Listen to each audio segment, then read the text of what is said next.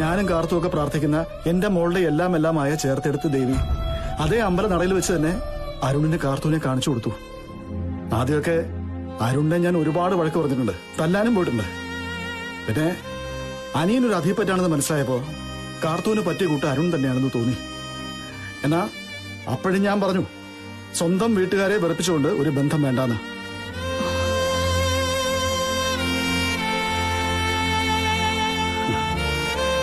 എന്റെ ജീവിതത്തിൽ ഞാൻ ഒരിക്കലും എനിക്കായിട്ട് ജീവിച്ചിട്ടില്ല. അതുകൊണ്ടെന്താ, ഒന്ന് കണ്ണു നിറഞ്ഞ ശംഖ് പറിച്ചു തരാൻ കുറെ കൂട്ടുകാരെ കിട്ടി.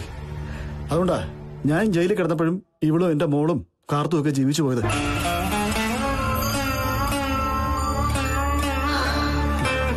ഇനി എനിക്കൊരു ഒറ്റ ആഗ്രഹമേ ഉള്ളൂ. ചെറിയൊരു കൂലിയാണെങ്കിൽ പോലും കാർത്തുവിനോട് മനസ്സമാധാനത്തോടെ ജീവിക്കണം. എന്റെ കൊച്ചിനെ കാണാൻ വരുമ്പോ അവളുടെ മുഖത്തൊരു പുഞ്ചിരി ഉണ്ടെങ്കിൽ പിന്നെ ഒന്നും തന്നില്ലെങ്കിലും വേണ്ട, നിറഞ്ഞ മനസ്സോടെ ഞാനും ഇവളും പോരും.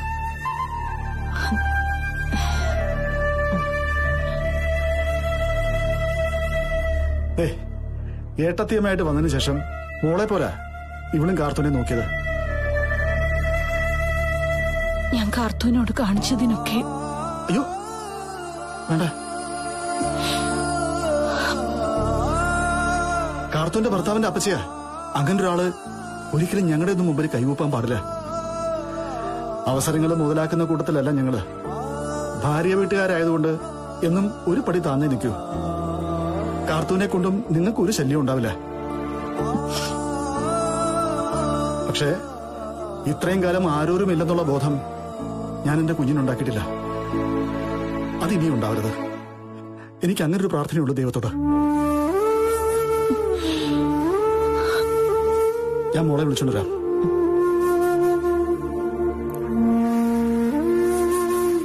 സ്വന്തം മോളെക്കാളും കാർത്തൂനെ സ്നേഹിക്കുന്ന കൂട്ടത്തിലെ കണ്ണേട്ടൻ.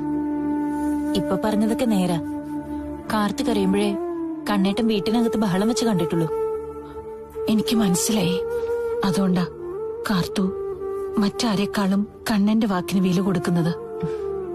അതങ്ങനെ തന്നെ വേണം.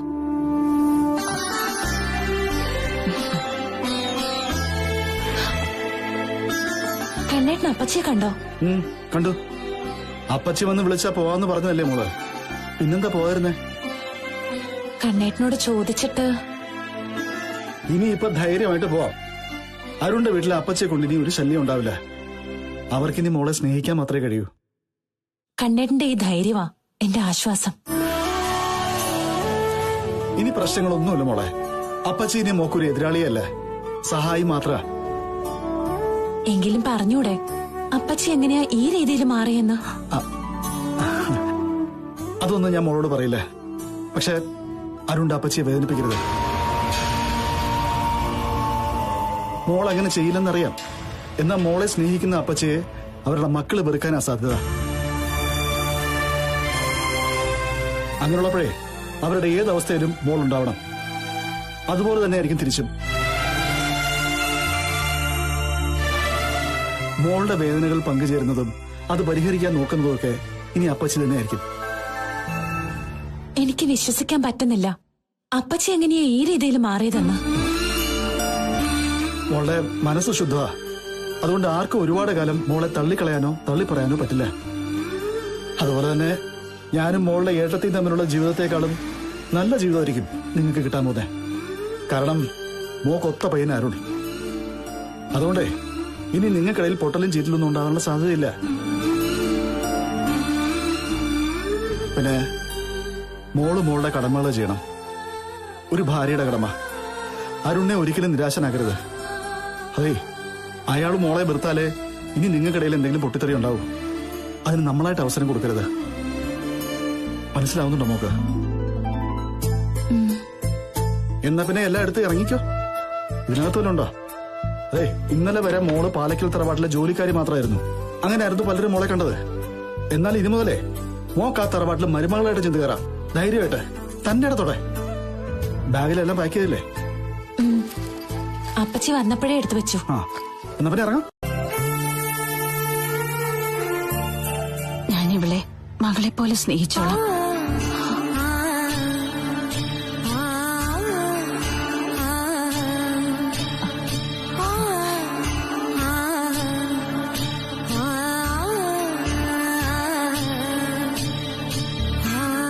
അരുണിനോട് പറഞ്ഞില്ലേ ഇങ്ങോട്ട് വരുന്നവരോ? ഇല്ല, അവനവിടെ വീട്ടിലുണ്ട്. അവൻ ഇതൊരു സർപ്രൈസ് ആയിക്കോട്ടെ.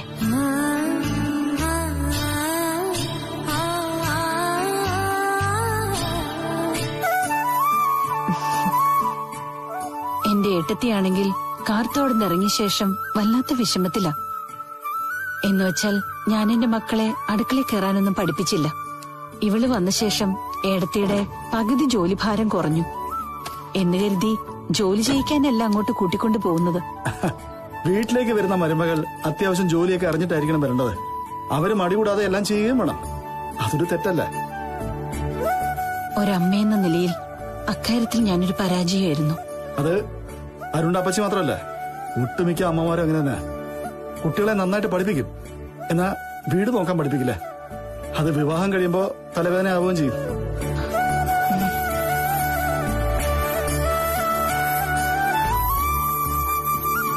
ഇപ്പോഴുള്ള കുട്ടികളൊക്കെ കല്യാണം കഴിഞ്ഞ ഭർത്താവിന്റെ വീട്ടില് ഇതിന്റെ പേരിൽ ഒരു പ്രശ്നം ഉണ്ടാവുമ്പോഴാ എല്ലാം പഠിക്കുന്നത്. എന്നാ കാർത്തുമോൾ അതുപോലല്ല.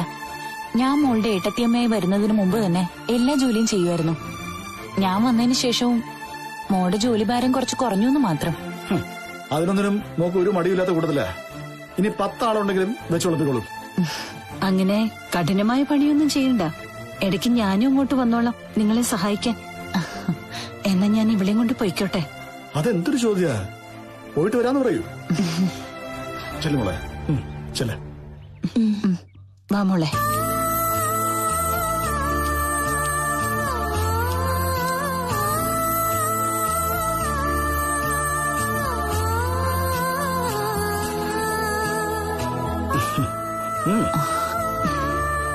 കയറ് മോളെ.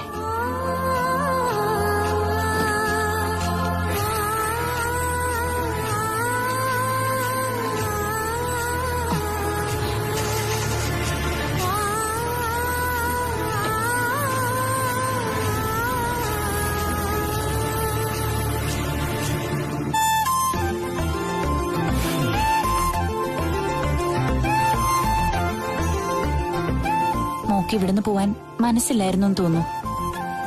അത് പിന്നെ അങ്ങനല്ലേ വരൂ. ഞാനിങ്ങി വന്നതിന് ശേഷം മോക്ക് ഇവിടെ നിന്നാ മതിന്നാ.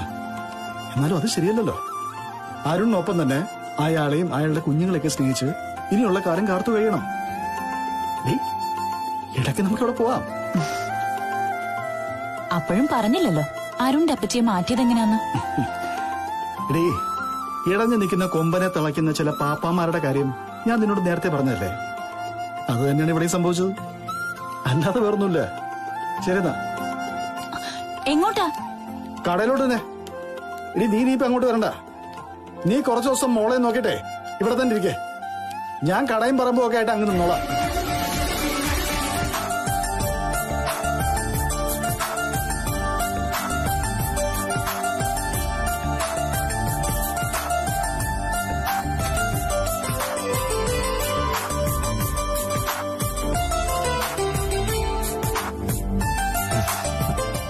ആരാ? കാർത്തുവാണോ?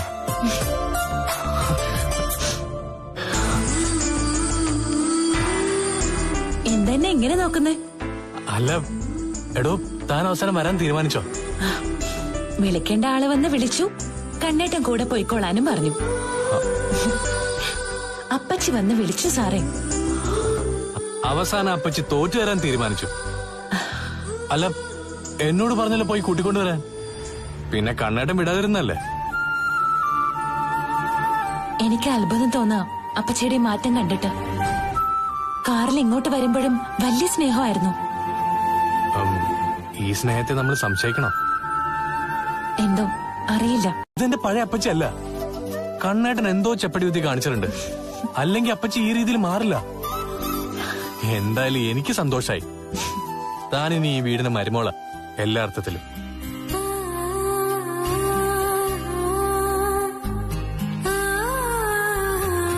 എങ്കിലും കുറച്ചകലം നമ്മൾ തമ്മിൽ ഉണ്ടിപ്പോഴും. അതിന്റെ കാരണക്കാരി താനാ. ഞാനും മാറാൻ ശ്രമിക്കുവാ സാർ.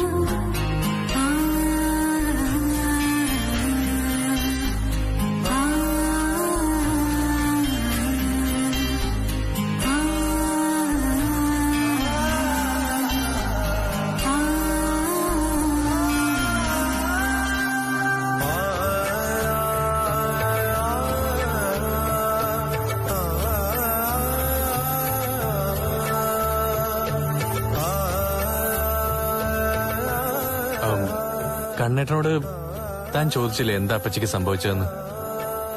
എത്ര ചോദിച്ചിട്ടും ഒന്നും പറയുന്നില്ല. ഞാനും പവിത്രടുത്തെയൊക്കെ മാറിയും തിരിഞ്ഞും ചോദിച്ചതാ. എന്നോടൊന്നും പറയുന്നില്ല. പപ്പേട്ടനോടും അങ്ങനെ തന്നെയാ. അപ്പോ അവർക്കിടയിൽ എന്തോ രഹസ്യമുണ്ടല്ലോ.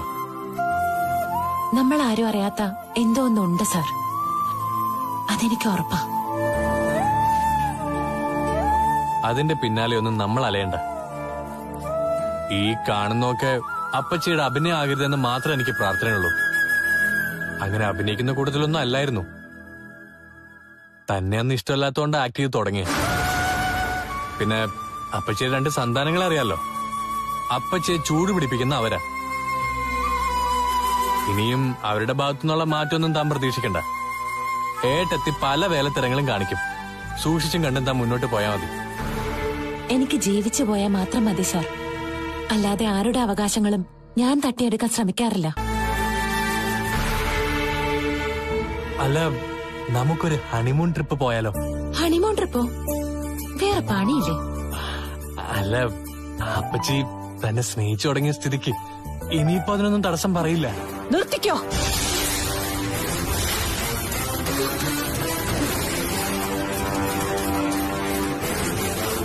അങ്ങനെ സാഹചര്യം കൊണ്ട് പല സ്ത്രീകൾക്കും മക്കളെ തെരുവിൽ കളയേണ്ടി വന്നിട്ടുണ്ടാവും എന്ന് കരുതി അവരൊക്കെ തെറ്റായ മാർഗത്തിൽ സഞ്ചരിച്ചവരാണെന്ന് പറയരുത്. അപ്പച്ചി തന്നെയാണല്ലോ അവള് വഴിപിഴച്ച അമ്മയുടെ മകളാണെന്ന് ഏതു നേരം പറഞ്ഞുകൊണ്ടിരുന്നത്. അങ്ങനെ ഒരു തെറ്റുപറ്റി. ഇനി അത് ആവർത്തിക്കില്ല. അവളുടെ സ്വഭാവം നല്ലതായതുകൊണ്ടാ അമ്മ അവളെ കളഞ്ഞിട്ടും അവൾക്ക് മെച്ചപ്പെട്ടൊരു ജീവിതം കിട്ടിയത്.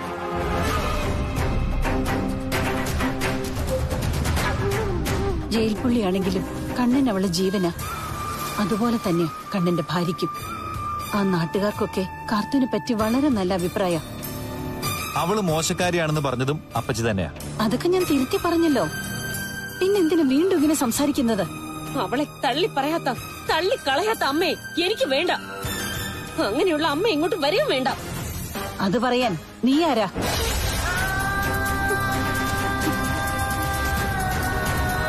ഇത് നിന്റെ വീടൊന്നുമല്ല വരണ്ടാന്ന് പറയാൻ. എനിക്ക് ഇവിടെയുള്ളവരെ കാണണമെന്ന് തോന്നുമ്പോഴൊക്കെ ഞാൻ ഇവിടെ വരും. ഞങ്ങളെ 2 പെൺമക്കളെ കൊന്നിട്ട് അമ്മയ്ക്ക് അനാഥ പെണ്ണിനെ സ്നേഹിച്ചൂടെ? അവൾ അനാഥയല്ല. അവൾക്ക് എല്ലാവരും ഉണ്ട്. സ്വന്തം എന്ന് പറയാൻ ഇപ്പൊ ഒരു ഭർത്താവും ഉണ്ട്.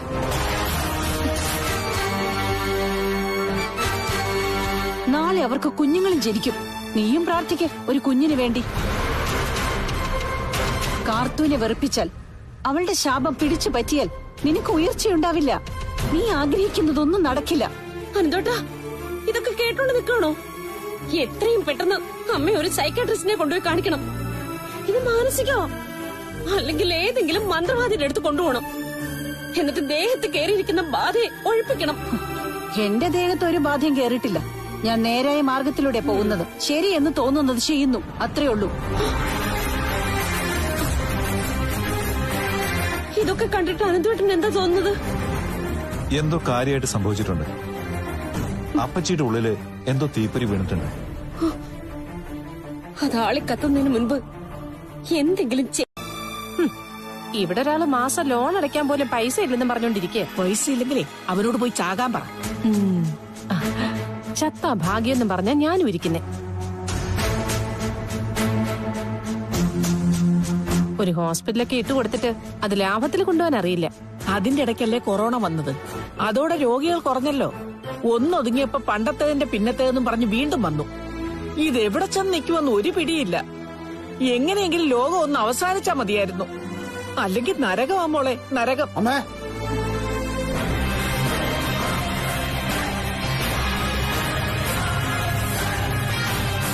നരകത്തിലേക്ക് കൊണ്ടുപോകാൻ കാലം വന്നാണോ എന്തോ.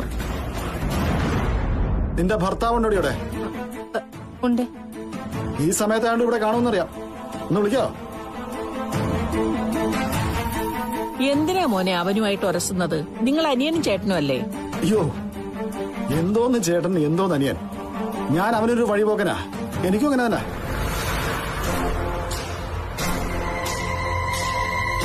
പക്ഷെ ആ വഴിപോക്കനെ ഒരു ദിവസം എന്നെ പുറത്തു വെച്ച് കണ്ടപ്പോ ചിലതൊക്കെ സംസാരിച്ചായിരുന്നു. എന്റെ കാർത്തു കൊള്ളരുതാത്തവളായതുകൊണ്ടാണ് അവളുടെ ഭർത്താവിന്റെ വീട്ടുകാർ തിരികെ കൊണ്ട് വിട്ടതെന്ന്. അതിനെപ്പറ്റി ഒന്ന് സംസാരിക്കാനാ വന്നത്. സംസാരിക്കുന്നതൊക്കെ കൊള്ളാം, തല്ലുകൂടരുത്. തല്ലുകൂടിയാലേ അവൻ നിന്ന് കൊള്ളുന്നത് കാണേണ്ടി വരും, അമ്മയും മോളും. അതിനപ്പുറം ഒന്നും സംഭവിക്കില്ല. അത് കാണാൻ വയ്യാത്തതുകൊണ്ടാ തല്ലുകൂടരുതെന്ന് പറഞ്ഞത്. അതോടെ രണ്ടാളും ജയിലിൽ കിടക്കുന്ന ആളെ കാണാൻ പോകാറുണ്ടോ? ഇനി പോയിട്ട് എന്താ കണ്ണ കാര്യം? അതുപോലെ കടബാധ്യതകളാ വരുത്തി വെച്ചിരിക്കുന്നത്. അധികവും നേരായ മാർഗത്തിലുണ്ടായിരുന്നില്ലല്ലോ. വീട്ടിലെ ആണുങ്ങൾ നന്നാണെങ്കിൽ പെണ്ണുങ്ങൾ വിചാരിക്കണം. അത്യാഗ്രഹം തലയ്ക്ക് പിടിച്ചു കിടക്കുന്ന ചില പെണ്ണുങ്ങളുണ്ട്. അവരാ ആണുങ്ങളെ കള്ളനും കൊലപാതകയൊക്കെ ആക്കുന്നത്. എന്താ അങ്ങനല്ലേ? അന്യന്റെ ഉയർച്ച കാണുമ്പോഴേ അവർക്കൊപ്പം എത്തണം തോന്നും. അവിടെയാ പണത്തിന് വേണ്ടി നെട്ടോട്ട് വിടുന്നത്. അതിന്റെ ഫലമാ ഇപ്പൊ ജയിലിൽ കിടന്ന് അനുഭവിക്കുന്നേ. ഒരു സമയം വരെ ഇങ്ങോട്ട് തിരിഞ്ഞു നോക്കിയിട്ടില്ലാരും. എന്റെ അനിയൻ ഡോക്ടറാണെന്ന് അറിഞ്ഞപ്പോ അവനെ വേണം. അതിനാ ഞാൻ അത്യാഗ്രഹം എന്ന് പറഞ്ഞത്. അല്ല, അതുകൊണ്ട് വല്ല പ്രയോജനം ഉണ്ടായോ? ഞാൻ ഉണ്ണിയേട്ടനെ വിളിച്ചോണ്ട് വരാം. നിക്ക്. അവനെ കാണുന്നതിന് എനിക്ക് നിന്നോട്ടൊരു കാര്യം ചോദിക്കാനുണ്ട്. അവനെ തള്ളിക്കളഞ്ഞിട്ട് നിനക്ക് ജീവിച്ചോളി. വേറൊന്നും കൊണ്ടല്ല, വയറ്റിൽ കിടക്കുന്ന കുഞ്ഞു പോലും അവന്റേതല്ലെന്നൊരു സംസാരമുണ്ട്. അയ്യോ, അത് കള്ളമാകണ്ട, കള്ളം. കള്ളം പറയുന്നത് ആരാണെന്നൊക്കെ എനിക്കറിയാം. തെറ്റ് ചെയ്യുന്ന ആണും പെണ്ണും അത് മറയ്ക്കാൻ വേണ്ടി 1000 കള്ളം പറയും. ഇവിടെ പലരും കൊലപാതകം വരെ നടത്തുന്നതേ സ്വന്തം തെറ്റ് മറയ്ക്കാൻ വേണ്ടിട്ടാ. ഞാൻ പോവാനായിട്ട് തന്നെ വന്നത്. അതിനുമുമ്പേ നിന്നോട് ഞാൻ മര്യാദയ്ക്ക് പറയാ, എന്റെ കാർത്തൂനെ കുറിച്ച് നീ ആരോടെങ്കിലും മോശമായിട്ട് സംസാരിച്ചെന്ന് അറിഞ്ഞാ ഈ വീട്ടിനകത്ത് കയറി നിന്റെ ശരീരം ചതയ്ക്കും ഞാൻ. എനിക്ക് ഏട്ടനെ തല്ലിത്തൊൽപ്പിക്കാനുള്ള ആരോഗ്യമൊന്നുമില്ല. എന്നാ ഇവിടെ പോലീസുണ്ട്, നിയമമുണ്ട്. ഒരിക്കൽ ജയിൽ പുള്ളിയായ ഒരാൾക്കെതിരെ ഒരു കേസ് കൊടുത്താ പിന്നെ വീണ്ടും നിങ്ങൾ ജയിലിലോട്ട് പോകും. പോരാത്തതിനെ ഞാനൊരു ഡോക്ടറാ, ഡോക്ടർ. അയ്യോ, നീ ഡോക്ടറായിരുന്നോ? ഞാനൊന്ന് കാണട്ടെ നിന്നെ. എടാ, നിന്റെ പേരിന്റെ മുമ്പിൽ ഡോക്ടർ എങ്ങനെ ഉണ്ടായടാ? ആരാടാ നിനക്ക് ഡിഗ്രി തന്നത്? ഞാൻ അധ്വാനിച്ച് പഠിച്ചിട്ടാ എന്റെ പേരിന് മുമ്പിൽ ഒരു ഡോക്ടർ ഉണ്ടായത്. നീ കുത്തിയിരുന്ന് അധ്വാനിച്ച് പഠിച്ച ഡോക്ടറാവോ? ആവോ? 4-5 വർഷം കിടന്ന് അധ്വാനിച്ചത് ഞാനല്ലടാ. ശരീരം വിയർത്ത കഥകൾ പറയുന്നത് എനിക്ക് ഇഷ്ടമൊന്നുമല്ല. ഞാനങ്ങനെ പറയത്തുമില്ല. നീ നന്ദിയുള്ളൊരു അനിയനായിരുന്നെങ്കിൽ അന്ന് എന്റെ അധ്വാനമൊക്കെ എനിക്കൊരു സുഖമായിരുന്നേനെ. ഞാൻ എല്ലുമുറിയെ പണിയെടുത്തതൊക്കെ മറന്നുപോകും അല്ലേ? പക്ഷേ നിന്റെ പ്രവൃത്തിയും സംസാരം കൊണ്ടാ ഞാൻ പഴയതൊക്കെ ഓർത്തു പോകുന്നേ. നിൽക്കുന്നൊരു മാമി നമ്മളെ വെള്ളവും വളവും ഇട്ട് ചിലതൊക്കെ നട്ട് വളർത്തും. അത് പൂക്കും കായ്ക്കും, പിന്നെ അത് പാകമാവും. ആ സമയത്ത് അതിനുവേണ്ടി കാലണ മുടക്കാത്ത ചിലർ വരും, വിളഞ്ഞു പഴുക്കാറായ ഫലങ്ങൾ കൊത്തിക്കൊണ്ടുപോവാൻ. അങ്ങനെ ജയിലിൽ കിടക്കുന്ന ഒരാളും ഇവരും ഇവരുടെ മോളും കൂടി ഞാൻ അധ്വാനിച്ച് പാകമായ ഒരു ഫലത്തെ കൊത്തിക്കൊണ്ടുപോയി. അതല്ലടാ സംഭവിച്ചിരിക്കുന്നത്. ഞാൻ പറഞ്ഞത് ശരിയല്ലേ മാമി? പിന്നെ അവനും നിങ്ങളെപ്പോലെ മണ്ടനായതുകൊണ്ട് ഒന്നും കണ്ടില്ല കേട്ടില്ല എന്ന് പറഞ്ഞ് നടക്കുക. അതെത്ര വരെ പോകുമെന്ന് പറയാൻ പറ്റില്ല. എടി, അവക്ക് ഇനിയെങ്കിലും നേർവഴിക്ക് നടന്നുകൂടെ? അവള് നേർവഴിക്കല്ല, പെരുവഴിക്കാ നടക്കാൻ പോകുന്ന. എല്ലാം കണ്ട് ആസ്വദിക്കാ വേറെടുത്തി നിങ്ങളുടെ പെങ്ങള്. അയ്യോ, അവനെ നീ ഇതുവരെ അടിച്ച് വെളിയിലാക്കിയില്ലേ? അങ്ങനെ വെളിയിലാക്കിയാ പിന്നെ നിങ്ങളുടെ ചത്തുപോയ അമ്മുമ്മ വന്ന് ജോലിയൊക്കെ ചെയ്യുവോ? ഒരു പരുവത്തിനങ്ങ് കൊണ്ടുപോവുക. ഇടയ്ക്ക് 2 ആട്ടുവടിയൊക്കെ കൊടുത്തു. അമ്മയെ മോൻ ഇഷ്ടമല്ല എങ്കിലും പീഡനം ഒരുപാട് കൂടുമ്പോ കണ്ണൻ ചിലപ്പോ കൂട്ടിക്കൊണ്ടു പോകാൻ വരും. ആ നേരത്ത് നീയും വിജിതയൊക്കെ കഥ കടച്ചിരുന്നോണം. അവൻ ചിലപ്പോ കരണത്ത് തട്ടിയിട്ടായിരിക്കും ചേച്ചിയെ കൂട്ടിക്കൊണ്ടു പോകുന്നത്. ഉണ്ണിക്കും ഇടി കിട്ടും. അതുകൊണ്ട് എല്ലാവരും ഒന്ന് സൂക്ഷിക്കുന്നത് നല്ലതാ. ഇടി അവന്റെ കയ്യിൽ നിന്ന് മാത്രമല്ല, പല ഭാഗത്തുനിന്നും കിട്ടാൻ പോവുക. അതിന് മാത്രം ബാധ്യതകളല്ലേ നിങ്ങൾ ഉണ്ടാക്കി വെച്ചിരിക്കുന്ന മനുഷ്യ. എടി, 4-5 കോടി രൂപ ഇങ്ങോട്ട് കിട്ടാനുണ്ട്. അതിന്റെ പകുതി പോലും അങ്ങോട്ട് കൊടുക്കാനില്ല. എന്നിട്ട് എവിടെ ഈ 4-5 കോടി? 400 രൂപ കൈ തികച്ചെടുക്കാനില്ലാത്ത അവസ്ഥയാ. ദേ, ഇനി ഇതൊക്കെ ഉള്ളു പണയം വെക്കാൻ. എന്റെ ബാങ്കിൽ കിടന്ന തുകയെ ഓരോന്നിനും എടുത്തോണ്ടിരിക്കുക. ഇപ്പൊ മരുമോന്റെ കൃപയിലാ ജീവിതം. അവന്റെ ആശുപത്രി നഷ്ടത്തിലാ. അത് മിക്കവാറും പൂട്ടേണ്ടി വരും. ആർക്കെങ്കിലും ഇപ്പൊ മറച്ചു വിറ്റാ കുറച്ച് പൈസ കിട്ടും. കിട്ടിയിട്ടെന്താ കാര്യം? നിങ്ങളുടെ മോളുടെ പേരില ആശുപത്രി. അവളത് വിറ്റ് കഴിഞ്ഞ കാലണ എനിക്ക് തരത്തില്ല, കടം വീട്ടത്തുമില്ല. എന്തൊരു മോളാടി അവള്? നിങ്ങളുടെ മോള് അതേ സ്വഭാവം തന്നെ. ഞാൻ ജയിലിനകത്തായതുകൊണ്ട് നിനക്ക് എന്തും പറയാമല്ലോ. ജയിലിന് പുറത്തായാലെന്താ, എനിക്ക് പേടിയാവൂ. ഓ, നമ്മുടെ ജീവിതം തൊലഞ്ഞതിലല്ല, ആ കാർത്തൂന്റെയും പവിത്രയുടെയും ജീവിതം നന്നായതിലാ എന്റെ വിഷമം. സുധേ, അവരോട് ഇനി മത്സരിക്കാൻ നിൽക്കണ്ട. അല്ലെങ്കിൽ മത്സരിക്കാൻ പറ്റുമോ? തടിമാടന്മാരായ കുറെ ആൾക്കാരാ അവളുമാർക്ക് കൂട്ട്. അതിനിടയിൽ ഏക ആശ്വാസം കാർത്തു പിണങ്ങി പിരിഞ്ഞു വന്നതാ. ആ സന്തോഷം കൂടി ഇല്ലാതായി. സുധേ, ഇനിയെങ്കിലും അസൂയയും കുശുമ്പൊക്കെ കളഞ്ഞിട്ട് ജീവിച്ചുകൂടെ സുധേ? എല്ലാം കുത്തിവെച്ചത് നിങ്ങളാ. എന്നിട്ടിപ്പൊ ജയിലിൽ കിടന്ന് നല്ലവനാകാൻ നോക്കുക. ഇന്നലെ അമ്പലത്തിലോട്ട് പോയപ്പോഴേ 1-2 വായി നോക്കിയാൽ വഴിയിൽ നിന്ന് പറയാ, ദേ പോകുന്നു ജയിൽ പുള്ളിയുടെ ഭാര്യ. അനന്തരവനായിരുന്നു ഇങ്ങനൊരു പേര്. ഇപ്പൊ നിങ്ങൾക്കും ആയി. അവനെ നിങ്ങൾ ചതിച്ചതാണെന്ന് ഇപ്പൊ നാട്ടുകാരെ മുഴുവൻ വിശ്വസിച്ചിരിക്കുക. അതുകൊണ്ട് അവന്റെ പേര് മാഞ്ഞു. ഇനി നിങ്ങളുടെ പേര് മാറ്റാൻ കുറെ പാടുപെടേണ്ടി വരും. ഞാൻ പോവുക.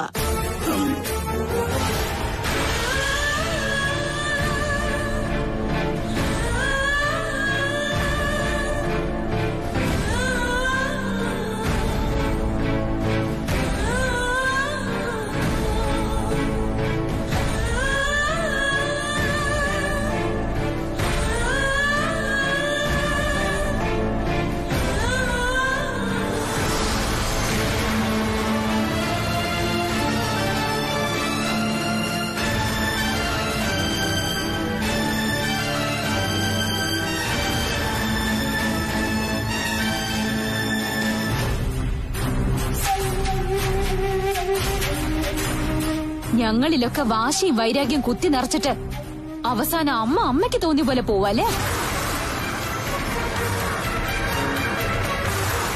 അമ്മ തന്നെ പോയി അവളെ തിരികെ വിളിച്ചെന്ന് പറഞ്ഞപ്പോ സത്യം പറഞ്ഞ ചത്തു കളയാൻ എനിക്ക് തോന്നിയത്.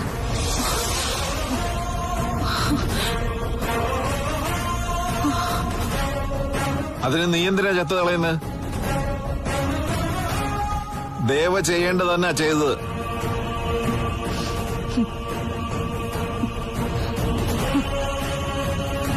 അരുണിന്റെ ഭാര്യ കാർത്തു. ആ കുട്ടിയെ പറഞ്ഞു വിട്ടത് ദേവയാണ്. അപ്പൊ ദേവ തന്നെ പോയി തിരികെ വിളിക്കണം. അതാ ശരി. എന്നെ എനിക്ക് ചേച്ചിക്കും അത് ശരിയായിട്ട് തോന്നിയില്ല. എന്റെ മനസ്സിൽ അരുണേട്ടനോട് ഇഷ്ടം ഉണ്ടാക്കിയത് അമ്മയാ. എന്നിട്ട് സൗകര്യം പോലെ കാലു മാറി. അരുണിന്റെ വിവാഹം കഴിഞ്ഞു. നിലവിൽ അരുണിന്റെ ഭാര്യയാണ് കാർത്തു. അങ്ങനെയുള്ള ഒരുവനെ ഏതെങ്കിലും പെണ്ണ് കാത്തിരിക്കുവോ? നമുക്ക് മറ്റൊരു വിവാഹത്തെ പറ്റി ചിന്തിക്കാം മോളെ. എനിക്കിനി കല്യാണമേ വേണ്ട.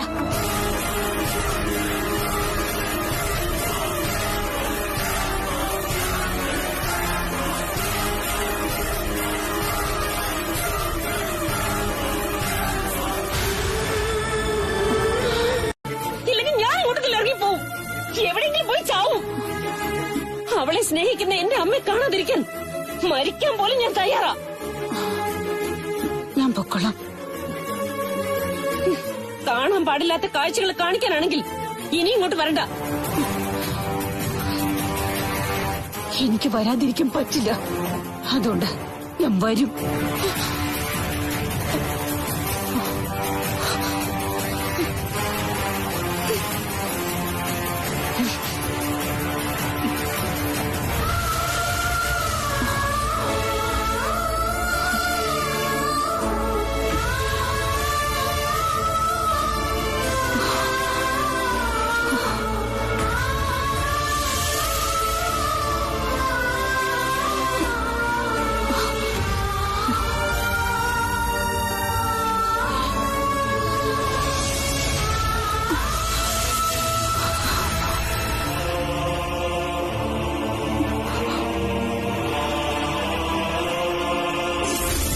സ്നേഹിക്കുന്ന ഒരമ്മ ഞങ്ങൾക്ക് രണ്ടുപേർക്കും വേണ്ട. അങ്ങനെ ഒരമ്മ ഞങ്ങൾക്ക് ബാധ്യത. അങ്ങനെ വെറുക്കാതിരിക്കാൻ അവൾ ആരാ? നിങ്ങളുടെ മകളാ? അവളെ കാട്ടിൽ ഉപേക്ഷിച്ച അമ്മ എന്റെ അമ്മയാണോന്ന്?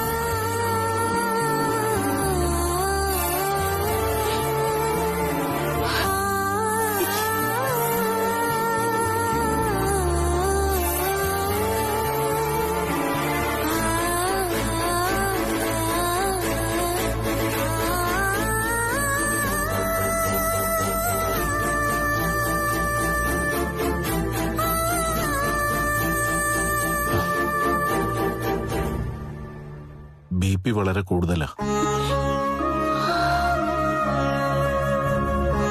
അതുപോലെ എന്തോ മനസ്സിൽ കിടപ്പുണ്ട്.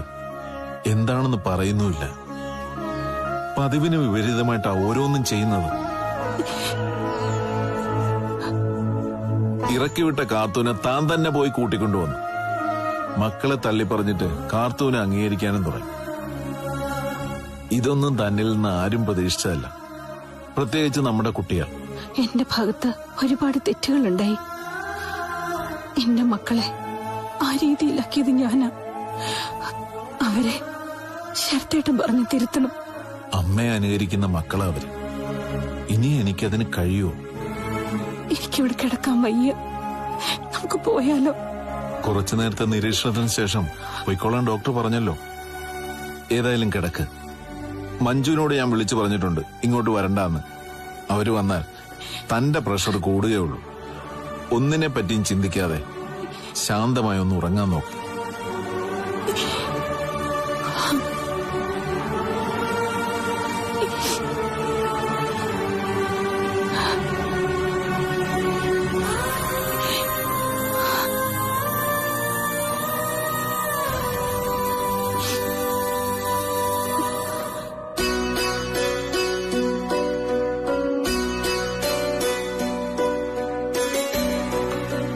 ഓ, ഇതിന്റെ ചാർജ് തീരാറായി. നീ ഒന്ന് ചാർജ് ഇട്ടേക്കണേ. എനിക്ക് കുളിച്ചിട്ടൊന്ന് പുറത്തേക്ക് പോണം. എവിടെ പോവാ? ആരുണ്ട് അപ്പച്ചി ദേഹം കുഴഞ്ഞു വീണെന്ന് അയ്യോ, കാർത്തു വിളിച്ചു പറഞ്ഞത്. കണ്ണേട്ടാ,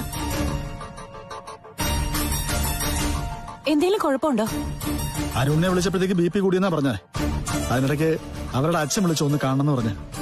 എന്തിനാ കണ്ണേട്ടനെ കാണുന്നേ? അദ്ദേഹത്തിന് എന്തോ ആദ്യമുണ്ട്, അതുകൊണ്ടാ കാണണമെന്ന് പറഞ്ഞേ. എന്നെ അവർക്കാർക്കും അറിയില്ലെന്ന് തോന്നുന്നു. ഞാൻ ചതിക്കുമെന്നാ ഇപ്പൊ അവരുടെ എല്ലാം പേടി. കണ്ണേട്ടൻ ഏത് രീതിയിൽ ചതിക്കുമെന്നായി പറയുന്നേ? എന്തൊക്കെയോ പ്രശ്നങ്ങളുണ്ട്. കണ്ണേട്ടന് മാത്രമേ അതറിയാവൂ. അത് ഞാൻ സമ്മതിച്ചതല്ലേ. അരുണ്ട് അപ്പച്ചി വെറുതെ ഒന്നുമില്ല കാർത്തൂനെ ഇവിടെ വന്ന് കൂട്ടിക്കൊണ്ടു പോയത്. അതിന് വ്യക്തമായ കാരണമുണ്ടെന്ന് ഞാൻ പറഞ്ഞല്ലേ. പക്ഷെ അത് ആരോടും പറയില്ലെന്ന് ഞാൻ അവർക്ക് വാക്ക് കൊടുത്തിട്ടുണ്ടെങ്കിൽ അത് പറയും. ഇവിടത്തെ ഇളയ കുട്ടിയല്ലേ? അതെ. എന്റെ പേര് കണ്ണനെന്നാ. കാർത്തൂന്റെ മനസ്സിലായി മനസ്സിലായി. നിങ്ങൾക്കിപ്പോ എന്താ വേണ്ടത്? എനിക്ക് മോളുടെ അമ്മയൊന്ന് കാണുമായിരുന്നു. എന്തിനാ അമ്മയെ കാണുന്നത്? ഭീഷണിപ്പെടുത്താനാണോ? അയ്യോ, ഞാൻ ആരെയും ഭീഷണിപ്പെടുത്തൊന്നുമില്ല മോളെ. ആര് പറഞ്ഞു ഇല്ലെന്ന്? നിങ്ങൾ കാരണം എന്റെ അമ്മ കിടപ്പിലായത്. അതറിഞ്ഞിട്ടാ ഞാൻ വരുന്നത്. അമ്മയൊന്ന് കണ്ടിട്ട് ഞാനങ്ങ് പോയിക്കോളാം. മോളൊന്ന് പോയി പറഞ്ഞാ മതി. അമ്മ കാണാൻ അനുവദിക്കും. അമ്മ കാണാൻ അനുവദിക്കായിരിക്കും. ഞങ്ങൾക്കാ നിങ്ങളെ ഇഷ്ടമല്ലാത്തത്. ആയിക്കോട്ടെ, ഞാൻ അമ്മയുടെ മൊബൈലിലേക്ക് ഒന്ന് വിളിച്ചാൽ മതി. അമ്മ ഇങ്ങനെ ഇറങ്ങി വന്നോളും. പിന്നെ ഞാൻ വന്ന വിവരം പറയാതിരുന്നിട്ട് എന്താ കാര്യം? നിങ്ങൾ എന്ത് പറഞ്ഞ എന്റെ അമ്മയെ പേടിപ്പിച്ചത്? ജയിൽ പുള്ളിയാണെന്ന് കരുതി ഞങ്ങൾക്ക് നിങ്ങളെ പേടിയൊന്നുമില്ല.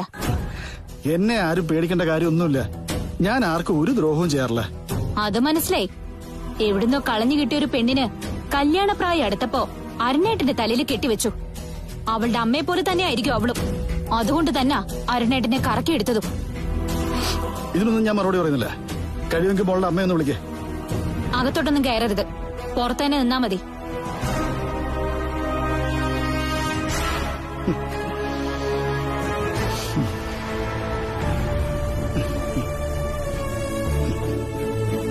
ചേച്ചിയുടെ അനിയത്തി തന്നെ. അയാള് കാണാൻ വന്നിട്ടുണ്ട്, ആ കണ്ണൻ എന്ന് പറയുന്ന ആള്. അയാള് വന്നെന്നറിഞ്ഞപ്പോ എന്തിനാ ഇങ്ങനെ ചാടി എഴുന്നേറ്റത്? കണ്ണനോട് ഇരിക്കാൻ പറഞ്ഞോ? ഇല്ല, അവിടെ നിക്കാനാ പറഞ്ഞത്. എന്തിനാ അങ്ങനെ പറഞ്ഞത്? പിന്നെ അയാൾ അകത്ത് കയറ്റിയിരുത്തി സൽക്കരിക്കണോ? അയാള് വരുമ്പോ മാന്യമായിട്ട് പെരുമാറണം. കണ്ട ജയിൽ പുള്ളികളോടൊക്കെ ഞങ്ങള് മാന്യത കാട്ടണം അല്ലേ? ചെയ്യാത്ത കുറ്റത്തിന് അയാൾ ജയിലിൽ പോയത്. ഓഹോ, എന്നു മുതൽ അമ്മയ്ക്ക് അയാള് നല്ലവനായി തുടങ്ങിയത്? അയാളെ അമ്മ ന്യായീകരിക്കാൻ തുടങ്ങിയത് എന്നു മുതലാ? മനസ്സിലാവാത്തോണ്ട് ചോദിക്ക. ഞാൻ പറയുന്നത് നീ കേട്ടാ മതി. എന്നെ ചോദ്യം ചെയ്യണ്ട, എന്നോട് തർക്കിക്കാൻ വേണ്ട. കേൾക്കാൻ പാടില്ലാത്തത് കേട്ടാ അതൊക്കെ ചെയ്യേണ്ടി വരും. അങ്ങനെയെങ്കിൽ കരണത്ത് കിട്ടും നിനക്ക്. ഇതുവരെ തല്ലു കിട്ടിയിട്ടില്ലല്ലോ.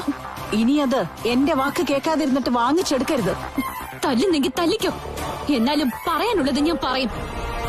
എന്താ സംസാരിക്കണ്ടെന്ന് വെച്ചാ പോയി സംസാരിക്കേ. ഞാനും പുറത്തേക്ക് പോവാ. ഇവിടെ നിന്നിട്ട് എനിക്ക് ശ്വാസം മുട്ടുന്നു.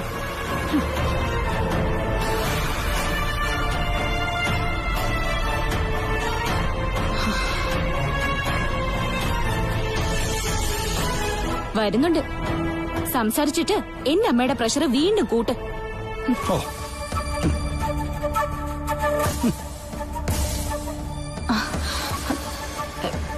കേറി വരൂ.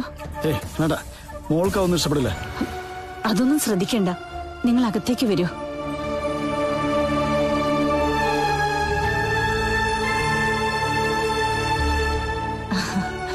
കണ്ണിനിരിക്ക, ഞാൻ ചായ എടുക്കാം. ഏയ് വേണ്ട, ചായ കുടിക്കാനൊന്നും അല്ല ഞാൻ വന്നത്. അച്ഛൻ നിർബന്ധിച്ചുകൊണ്ട് ഒന്ന് വന്നേ ഉള്ളൂ. കാർത്തു വരുണുമൊക്കെ എന്നെ പറ്റി പറഞ്ഞിട്ടുണ്ടാവും ഞാൻ നിരപരാധിയാണെന്ന് ഒരുപാട് തവണ. ശരിക്കും ചതിച്ചുകൊണ്ടാ എനിക്ക് ജയിൽ പുള്ളി ആവേണ്ടി വന്നത്. എന്നാൽ ആ സ്വഭാവമൊന്നും എനിക്കില്ല കേട്ടോ. അതുകൊണ്ട് തന്നെ നിങ്ങൾ വിശ്വസിച്ചോ, ഒരിക്കലും എന്നെ നാവ ഇന്ന് സത്യങ്ങൾ പുറത്തു പോവില്ല. അതിന്റെ പേരിൽ വെറുതെ ഓരോന്ന് ചിന്തിച്ചിട്ട് അസുഖങ്ങൾ വരുത്തി വെക്കേണ്ടതാ പറഞ്ഞത്. സ്വന്തം ഭർത്താവിനെ അടിമയെ പോലെ കാണുന്ന കൂട്ടത്തിലാണ് അപ്പച്ചി എന്ന് അരുൺ എന്നോട് പറഞ്ഞിട്ടുണ്ട്. അതുപോലെ തന്നെ ആണുങ്ങളോട് പ്രത്യേകിച്ച് പുച്ഛമാണെന്നും പറഞ്ഞു. അതിന്റെ കാരണം നിങ്ങളെ കണ്ടു കഴിഞ്ഞപ്പോഴേ എനിക്ക് മനസ്സിലായത്. എന്നോ ഒരിക്കലൊരു ചതി പറ്റി. അതിന്റെ ദേഷ്യം സകല ആണുങ്ങളോട് ഉള്ളിൽ ഇങ്ങനെ കിടക്കുക. എല്ലാവരും പ്രശ്നക്കാരല്ലല്ലോ. എല്ലാവർക്കും നിങ്ങൾ ഉദ്ദേശിക്കുന്ന പോലെ തെറ്റ് ചെയ്യാനും പറ്റില്ല. അതുകൊണ്ട് ഏതോ ഒരു മഹാപാപി ചെയ്ത തെറ്റിന് സ്വന്തം ഭർത്താവ് ഉൾപ്പെടെ നല്ല സ്വഭാവമുള്ളവരെ വെറുക്കരുത്.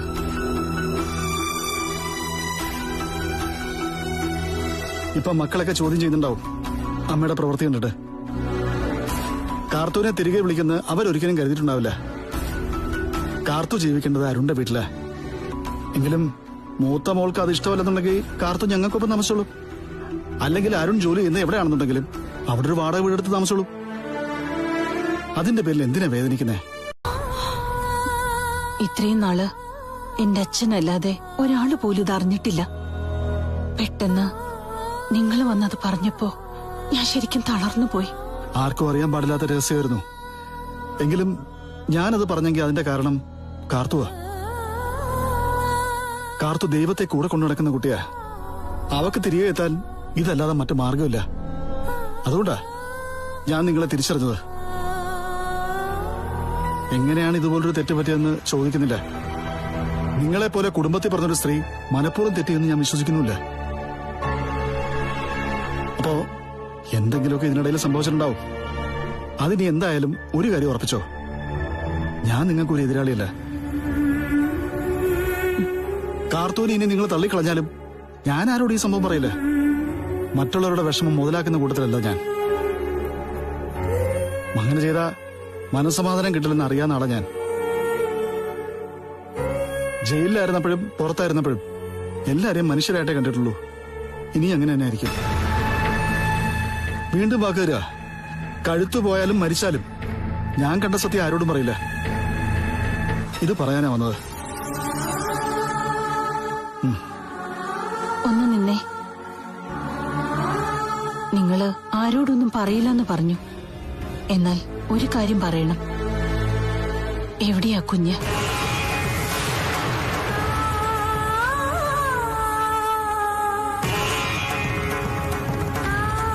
ആ കുട്ടി എവിടെയുണ്ടെന്ന് ഞാനിപ്പോ പറയുന്നില്ല. എനിക്ക് ചില സംശയങ്ങളുണ്ട്, അതാ ചോദിച്ചത്. ആ സംശയം സത്യമാണെന്നില്ലല്ലോ. എങ്കിലും എന്റെ കുഞ്ഞെവിടെയാന്ന് പറഞ്ഞൂടെ? കൊടുങ്കാടിന്റെ നടുക്കൂടെയുള്ള റോഡായിരുന്നു. കാട്ടാനയും പുലിയും കരടിയൊക്കെ ഇറങ്ങുന്ന സ്ഥലമല്ലേ. അവിടെ കുഞ്ഞിനെ കൊണ്ട് കളഞ്ഞത് അതിനെ വേണ്ടാഞ്ഞിട്ട് തന്നെയാ.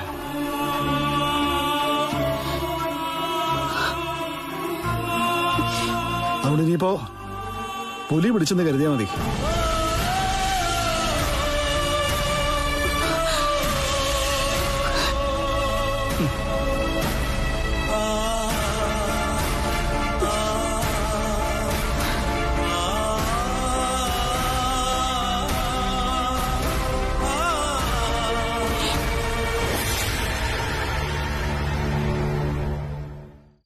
നാളെ അതിരാവിലെ നമുക്കൊന്ന് അമ്പലത്തിൽ വരെ പോണം. ഏതമ്പലത്തില്?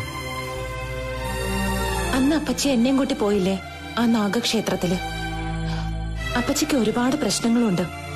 അപ്പച്ചിക്ക് വേണ്ടി പ്രാർത്ഥിക്കണം. നാളെ പോക്ക് നടക്കില്ല. അവിടെയൊക്കെ കണ്ടെയ്ൻമെന്റ് സോണാ. എടോ, താൻ എവിടെ നിന്ന് പ്രാർത്ഥിച്ചാലും ദൈവം കേൾക്കും. ഇവിടെ പൂജാമുറിയിൽ വിളക്കൊക്കെ വെച്ച് പ്രാർത്ഥിച്ചാ മതി. എനിക്ക് അപ്പച്ചി ഒന്ന് കാണണമെന്നുണ്ട്. അതിനെന്താ, ഉടനെ നമുക്ക് പോവാം. പോകുന്നതിനിടയ്ക്ക് ഏതെങ്കിലും അമ്പലം കാണില്ലേ? ആ, അതുണ്ട്. എന്നാ ഏതെങ്കിലും അമ്പലത്തിൽ കയറി പ്രാർത്ഥിക്കണം. നമുക്ക് ഈ നാഗക്ഷേത്രത്തിന് അടുത്തൊന്ന് പോയി നോക്കാം. കയറാൻ പറ്റുമെങ്കിൽ കയറാം. സാരമില്ല, നമുക്ക് ഒരിക്കൽ കൂടി ആ ഡോക്ടറെ ഒന്ന് കാണാം. ആ ഡോക്ടറാ ഇടയ്ക്ക് നമുക്ക് പാരമണത്. നമ്മൾ തമ്മില് ഭാര്യ ഭർത്താക്കന്മാരായിട്ടല്ല ജീവിക്കുന്നതെന്ന് അപ്പച്ചോട് പറഞ്ഞ ആ ഡോക്ടറാ. ഞാൻ ഇടയ്ക്ക് വിളിച്ചപ്പോ പറഞ്ഞു, അറിയാതെ പറഞ്ഞു പോയതാന്ന്. അപ്പച്ചയ്ക്ക് തന്നോട് വിരോധമുണ്ടെന്നുള്ളത് സ്വപ്നത്തിൽ പോലും വിചാരിച്ചില്ലാന്ന്. അത് ശരിയോ? അതെ. കഴിച്ചിട്ട് ഇറങ്ങണോ അതോ? അമ്പലത്തിൽ പോവല്ലേ? പോയിട്ട് ഏതെങ്കിലും ഹോട്ടലിൽ നിന്ന് കഴിക്കാം. താൻ പോയി വേഗം റെഡി ആയിട്ട് വാ. റെഡി ആവാനൊന്നുമില്ല. ഈ തോർത്തൊന്ന് മാറ്റണം, മുടിയൊന്ന് ചെയ്യണം, അത്രേ ഉള്ളൂ.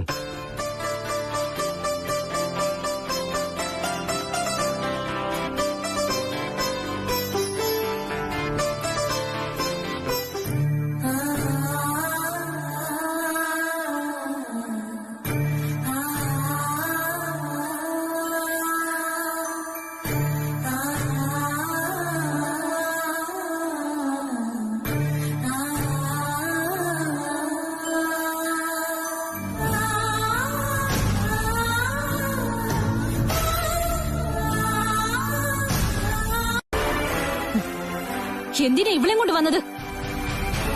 അവൾ ഇവളെന്നൊന്നും വിളിക്കരുത്. നിന്നെക്കാളും മൂത്ത എന്റെ ഭാര്യയാ. എന്റെ ദൃഷ്ടിയിൽ ഇവൾ അനാഥയാ. ജയിൽ പുള്ളി വളർത്തിയ പെണ്ണ. അങ്ങനെയുള്ള ഇവിടെ ഇങ്ങനെ വിളിക്കാനേ പറ്റൂ. നീ ആ ചേച്ചിയുടെ അനിയത്തിയല്ലേ? പിന്നെ ഇതിൽ കൂടുതൽ ഒന്നും പ്രതീക്ഷിക്കുന്നില്ല. പ്രതീക്ഷിക്കുന്നില്ലെങ്കിൽ പിന്നെ എന്തിനാ തിരുത്താൻ നോക്കുന്നേ? എന്താ ഇവിടെ നിങ്ങളെപ്പോ എത്തി? ഞങ്ങൾ ആ നാഗക്കാവരൊന്ന് പോയി. അപ്പച്ചിക്ക് വേണ്ടി പ്രാർത്ഥിക്കണമെന്ന് ഇയാൾക്ക് ഒരേ നിർബന്ധം. എല്ലാം കഴിഞ്ഞ ശേഷം അമ്പലത്തിലെ പ്രസാദമായിട്ട് വന്നതാ. അടുത്ത വശീകരണ പൊടിയുമായിട്ട് വന്നതായിരിക്കും. മതി. വീട്ടിലേക്ക് ഒരാൾ വരുമ്പോ, അത് ആദ്യമായിട്ട് വരുമ്പോ ഇങ്ങനെയാണോ സംസാരിക്കുകയും പെരുമാറുകയും ചെയ്യുന്നത്? എനിക്കിത്രയൊക്കെ പറ്റൂ. അത് അടികൊള്ളാത്തിന്റെ അഹങ്കാരമാ. മോളെ കാർത്തു, അമ്പലത്തിൽ പോയി പ്രാർത്ഥിച്ചത് ബലിച്ചു. ഇവളും ഇവളുടെ ചേച്ചിയും പറയുന്നൊന്നും മോള് കാര്യാക്കണ്ട. അങ്ങനെ പറഞ്ഞോണ്ടേയിരിക്കും. നമ്മൾ അന്ന് പോയ ആ നാഗക്കാവില് പോയിരുന്നു. പ്രസാദം കിട്ടിയപ്പോ അത് അപ്പച്ചയുടെ നെറ്റില് തൊടിയിക്കണം തോന്നി. അതാ വന്നത്.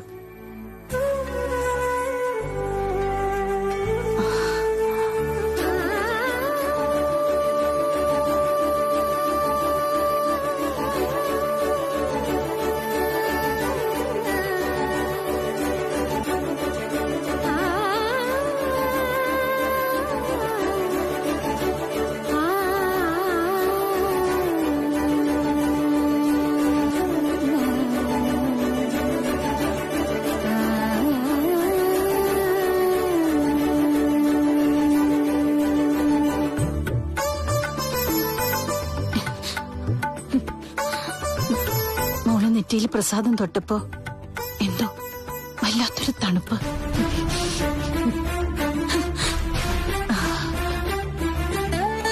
ഇന്ന് കാവി പോയത് അപ്പച്ചിക്ക് വേണ്ടിട്ടാ. ഇപ്പൊ ഞാൻ പറഞ്ഞ ശരിയായില്ല ശരത്തേട്ടാ.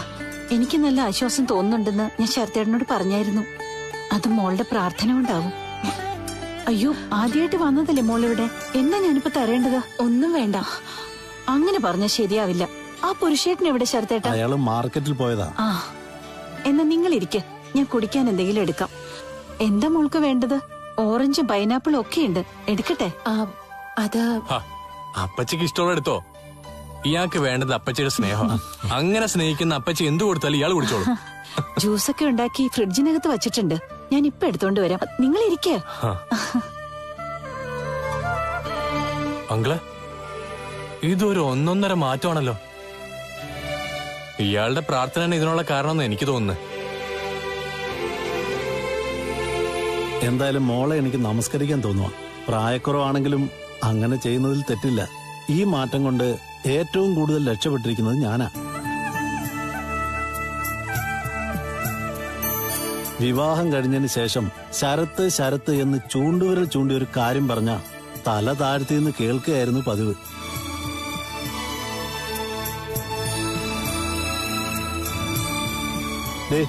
ഇവൻ തന്നെ എന്നോട് ചോദിച്ചിട്ടുണ്ട്, അങ്കിളിന് എപ്പോഴെങ്കിലും ഒരാണായിട്ട് നിവർന്ന് നിന്നൂടെ എന്ന്. സത്യം പറയല്ലോ, ഇനി മരണം വരെ അയാൾക്ക് മുന്നിൽ തല താഴ്ത്തി ഒടിഞ്ഞു മടങ്ങി നിൽക്കേണ്ടി വരുമെന്നാ കരുതിയത്. കുടുംബ സമാധാനത്തിന് വേണ്ടി അങ്ങനെ നിൽക്കുകയും ചെയ്തേനെ.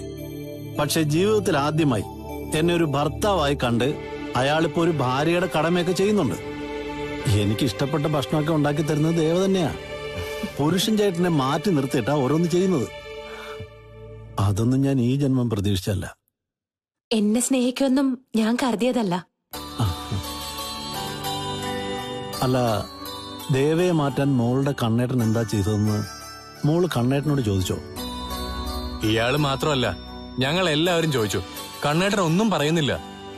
എന്തായാലും ഈ വീടിപ്പോ എല്ലാ വീടും പോലെ ആയി. ഇനി എനിക്ക് കുടുംബനാഥൻ എന്നൊക്കെ പറഞ്ഞ് ഞെളിഞ്ഞു നടക്കാം. അപ്പോഴും ഒരു സങ്കടമുണ്ട് കേട്ടോ. ഇടയ്ക്കിടയ്ക്ക് ദേവ മറ്റെവിടേക്കൊക്കെയോ പോകുന്നു, എന്തൊക്കെയോ ചിന്തിക്കുന്നു. ഓരോന്നാലോചിച്ച് കഴിയുമ്പോ മുഖത്ത് സങ്കടമാ. കണ്ണൊക്കെ നിറഞ്ഞിരിക്കുന്നത് കാണാം.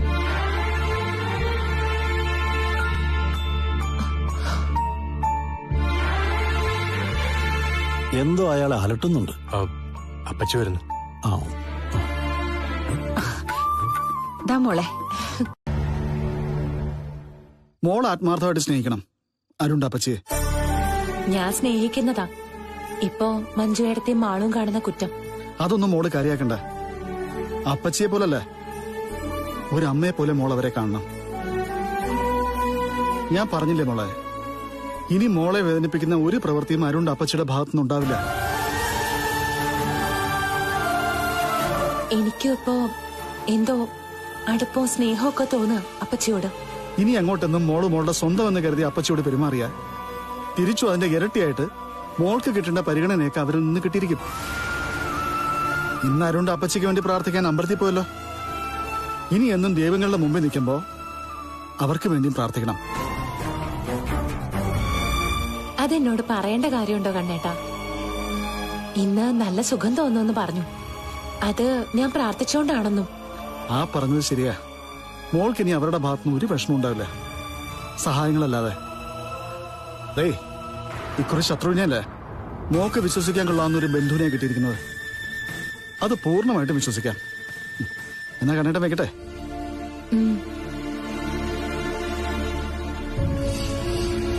ഇത്രയൊക്കെ കാർത്തൂനോട് ഉറപ്പിച്ച് പറയണമെങ്കിൽ ഞങ്ങളൊക്കെ ചിന്തിക്കുന്നതിനപ്പുറത്ത് എന്തൊക്കെ നടന്നിട്ടുണ്ടെന്ന് വേണം കരുതാൻ.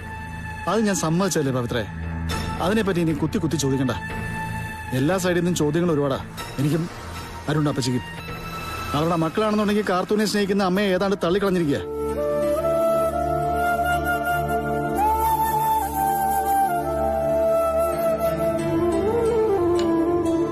മക്കളെ പോലും മാറ്റി നിർത്തിയിട്ട് കാർത്തൂനോട് ഇത്ര അടുപ്പം കൂടാനുള്ള കാര്യം എന്താ കണ്ണേട്ടാ?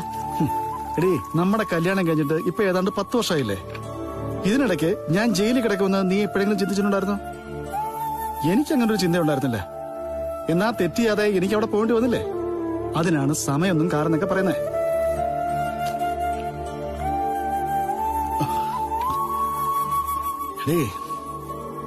നമ്മുടെ സമയം ശരിയല്ലെന്നുണ്ടെങ്കിലേ നമ്മളെ ചവിട്ടി മെതിക്കാൻ ആരെങ്കിലുമൊക്കെ വരും. അവിടെ അരുണ്ട അപ്പച്ചിക്ക് അങ്ങനൊന്നും ഉണ്ടായിട്ടില്ല. എങ്കിലും അവരവരുടെ സ്വന്തം ഭർത്താവിനെ പോലും അടക്കി നിർത്തുന്നത് കുറച്ചധികമായി പോയെന്ന് മുകളിലൊരാൾക്ക് തോന്നി. അത് ഇല്ലാതാക്കണം തോന്നി. അത്രേ സംഭവിച്ചിട്ടുള്ളൂ. എന്റെ ഭർത്താവാണോ അതിന് കാരണക്കാരനായത് എന്ന് പറഞ്ഞൂടാ. എടി, അവര് നാഗമന്ത്രങ്ങളൊക്കെ കാർത്തൂനെ കൊണ്ട് തെറ്റിച്ച് ചൊല്ലിച്ചു. അതൊക്കെ വലിയ അപകടമാണ് പവിത്രേ. അതും ആരോടാ ചൊല്ലാൻ പറഞ്ഞേ? ഓർമ്മയായ നാള് മുതൽ നാഗമന്ത്രങ്ങൾ ചൊല്ലിപ്പടിച്ച കാർത്തൂനോട്. പിന്നെ നാഗത്തന്മാര് പൊറുക്കൂ? അവര് കാർത്തൂന് സംരക്ഷണം കൊടുത്തിട്ട് അരുണ്ട അപ്പച്ചയെ തിരിഞ്ഞു നോത്തി. ആദ്യം വിഷം തീണ്ടി, പിന്നെയാണ് അതിനേക്കാളും വലിയ ഭൂകമ്പം ഉണ്ടായത്. അത്രയും നീ പറഞ്ഞാ മതി. നമുക്കൊന്ന് പോയി കാണണ്ടേ അരുണ്ട അപ്പച്ചിയെ? കാണാൻ മാത്രം അസുഖമൊന്നുമില്ല അവർക്ക്. പിന്നെ നിന്റെ തറവാട്ടിനടുത്തല്ലേ താമസം. നമുക്ക് എപ്പോ വേണമെങ്കിലും പോവാം. അവരിങ്ങോട്ടും വരും. ഇനി അവർക്ക് വരാതിരിക്കാൻ പറ്റില്ല.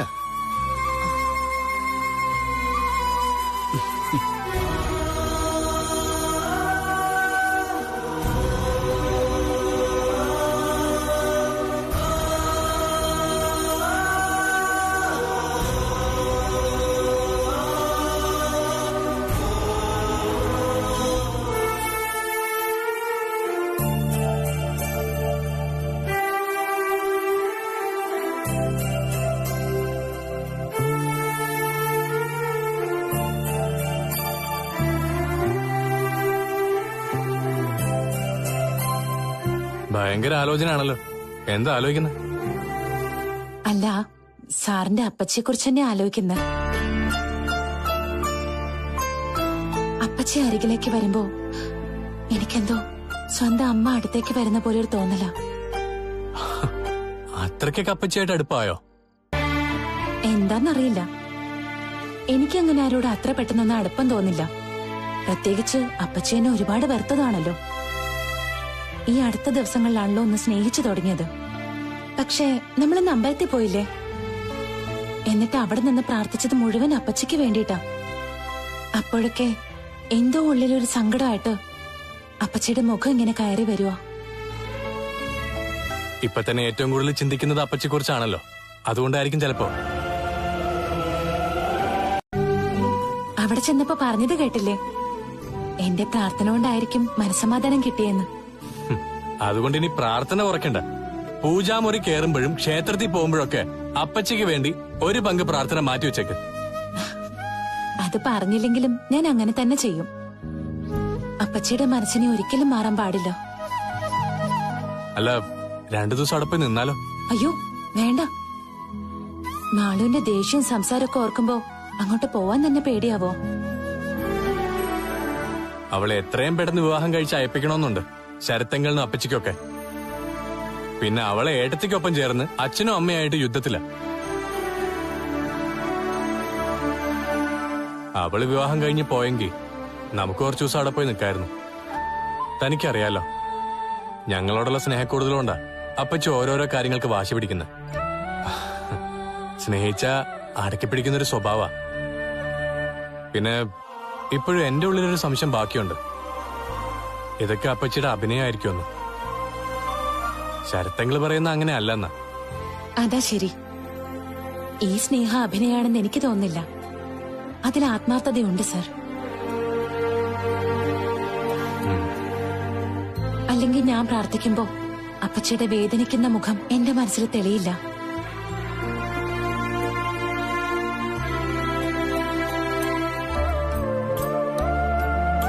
ദേവേ, കിടക്കുന്നില്ലേ? ആ, കുറച്ചു മുമ്പ് അരുൺ വിളിച്ചിരുന്നു. അവനോട് കാർത്തു പറഞ്ഞെന്ന്. താൻ അരികിലേക്ക് ചെല്ലുമ്പോ സ്വന്തം അമ്മ വരുന്ന പോലൊരു തോന്നലാന്ന്. കണ്ടോ, പോവാ വിരുന്നിന്. എന്ത് ചെയ്യാൻ പറ്റും, അപ്പച്ചിയല്ലേ വിളിച്ചത്. അവർക്ക് തലയ്ക്ക് വെളിവില്ലാതായോന്നാ ഞാൻ ചിന്തിക്കുന്നത്. മഞ്ജു, അപ്പച്ചിയുടെ ജീവിതത്തിൽ കാര്യമായിട്ട് എന്തോ സംഭവിച്ചിട്ടുണ്ട്. ഒന്നുകിൽ നമ്മൾ ചിന്തിക്കുന്ന പോലെ ഇത് അപ്പച്ചിയുടെ അടവാ, അല്ലെങ്കിൽ ജയിലിൽ നിന്ന് വന്നവൻ അപ്പച്ചിയെ എങ്ങനെയോ തളച്ചിട്ടുണ്ട്. അടവായ മതിയായിരുന്നു. അങ്ങനെയാണെങ്കിൽ നമ്മൾ പോലും അറിയാതെ അവളെ അമ്മ നശിപ്പിച്ചോളും. എന്തായാലും രണ്ടാളും അങ്ങോട്ട് ചെല്ലുന്നത് മാളൂന് സഹിക്കില്ല. ആർക്ക് സഹിച്ചില്ലെങ്കിലും അപ്പച്ചിയെ മറികടന്നൊരു തീരുമാനം എടുക്കാൻ മക്കൾക്ക് കഴിയില്ല, അനന്തരന്മാർക്കും കഴിയില്ല. ഇനിയിപ്പോ നീ ഒന്നും കണ്ടില്ല കേട്ടില്ല എന്നും പറഞ്ഞ് ഇവിടെ ജീവിക്കുന്നതായിരിക്കും നല്ലത്. അവളെ കാണുമ്പോ എന്റെ നാവില് നല്ലതൊന്നും വരില്ല. ഇതിന്റെ അവസാനം അവനും ഞാനും തമ്മിൽ തല്ലുണ്ടാക്കേണ്ടി വരും. ജോലി കിട്ടുന്നതിന് മുമ്പ് പറമ്പിലൊക്കെ കിടന്ന് കിളച്ചും പണിയെടുത്തും ഉറച്ച ശരീരം അവന്റെ. ഞാനതൊന്നും ചെയ്തിട്ടില്ല. അതുകൊണ്ട് കിട്ടുന്നത് വാങ്ങിക്കാനേ എനിക്ക് പറ്റും. അത് മറക്കരുത്. നിങ്ങളെ പോലെ കഴിവ് കെട്ട ഒരു ഭർത്താവാ എന്റെ പരാജയം. അല്ല, എന്റെ കഴിവുകേട് കൊണ്ടല്ലോ നമുക്ക് മക്കളുണ്ടാകത്തത്.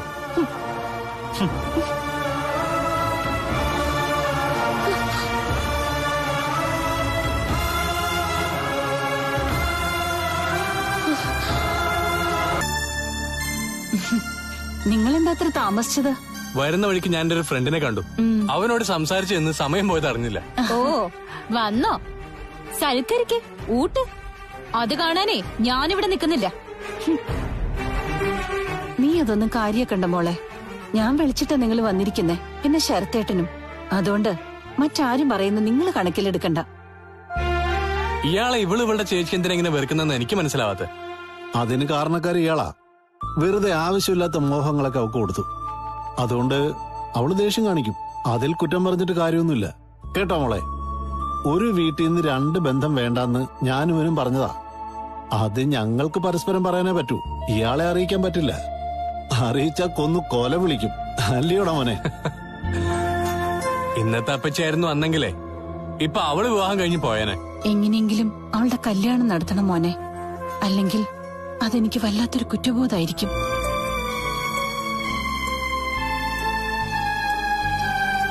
ഞാൻ കാരണം തന്നെ ഇതൊക്കെ സംഭവിച്ചത്. എന്റെ 2 മക്കളുടെ മനസ്സിലേക്ക് വിഷം കുത്തിവെച്ചത് ഞാനാ.